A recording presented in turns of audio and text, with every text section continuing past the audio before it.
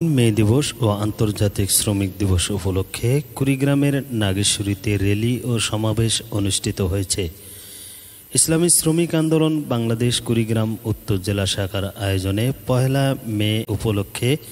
৫,০০০ মানুষের অংশগ্রহণে একটি বিশাল র্যালি উপজেলা সদরের গুরুত্বপূর্ণ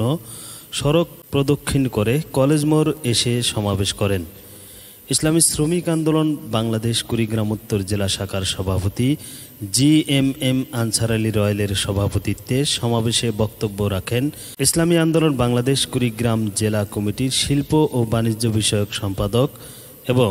কুড়িগ্রাম ১ আসনের সম্ভাব্য সংসদ সদস্য প্রার্থী জনাব হারিসুল বারী রনি, উপজেলা শাখার সাধারণ সম্পাদক মাওলানা মোহাম্মদ রফিকুল ইসলাম, ভুঙ্গামারী উপজেলা শাখার সাধারণ সম্পাদক মুফতি মনিরুজ্জামান, চর ভুঙ্গামারী ইউপি চেয়ারম্যান মানিক উদ্দিন, ইসলামী যুব আন্দোলন বাংলাদেশ নাগেশ্বরী উপজেলা শাখার সভাপতি মাওলানা ইয়াসিন আলী, ইসলামী ছাত্র আন্দোলন বাংলাদেশের সভাপতি মাওলানা আখতারুজ্জামান আব্বাসী সহ আরও অনেকে। এ সময় পেশাগত স্বাস্থ্য ও সেফটি নিশ্চিত করে শ্রম, শিশু শ্রম সহ অমানবিক সমস্ত শ্রম থেকে সুরক্ষা দিতে এবং সুন্দর